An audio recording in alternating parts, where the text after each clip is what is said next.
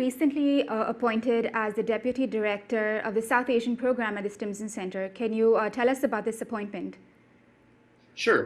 So the South Asia program is very much focused on questions of national security with regards to India and Pakistan, or I'm saying the South Asia program at the Stimson Center is focused on these national security questions and thinking about issues of crises, how to stabilize crises, how to manage deterrence questions, questions of escalation in the event of crises and in the event of conflict.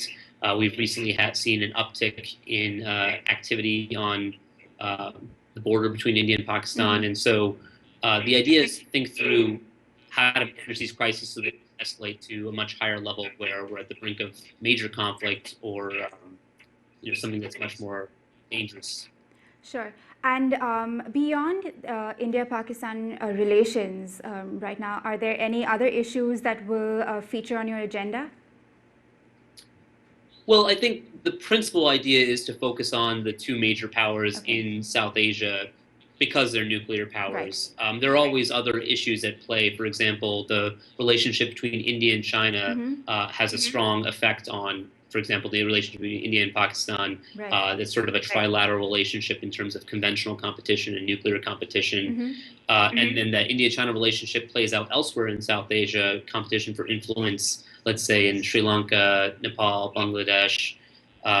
But yeah, principally we were focused on the India-Pakistan dyad because it probably has the greatest prospect for risk. And in Washington, D.C. and in the United States, one of the key concerns for U.S. national security is minimizing the risk of nuclear activity.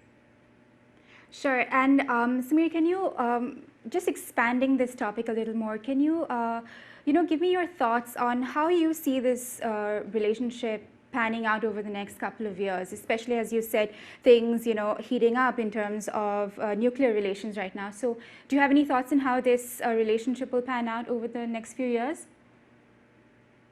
Well, I think we're heading into a direction that's not particularly productive. I think we've started to see sides reject the idea of dialogue.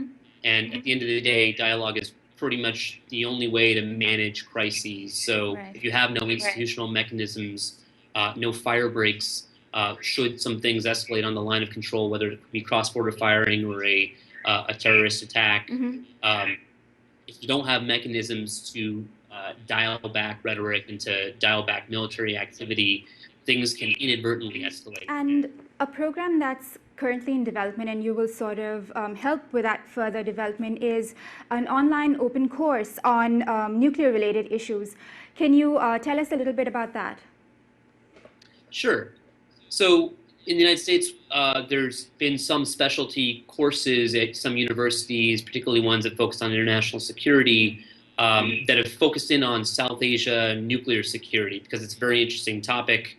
There's a lot of history to it. So part of it is understanding the dynamics of deterrence, of nuclear proliferation, but then also understanding specific motivations of why countries like India and Pakistan pursue nuclear weapons, how to utilize them for their security, what sort of contingencies arise from that, whether they be positive stabilizing effects or crises that are destabilizing. And so understanding that body of knowledge is important for future policymakers, decision makers, both in the United States, but also in India and Pakistan as well. And so our idea at the Stimson Center, and this idea precedes me, it wasn't my brainchild, but it's one that I'll be helping. Watch the remaining show on ITV Gold. Subscribe to ITV Gold on Time Warner Cable Channel 1539. ITV Gold is America's first full-time television channel that caters to the South Asian community. Your favorite dramas with English subtitles. Watch movies, back-to-back songs, award-winning local news coverage, and much, much more. Subscribe to ITV Gold on Time Warner Cable Channel 1539, part of the 8-channel combo pack for $39.95. And our East Coast viewers can also subscribe to ITV on RCN Channel 476 and Cablevision on Channel 1168.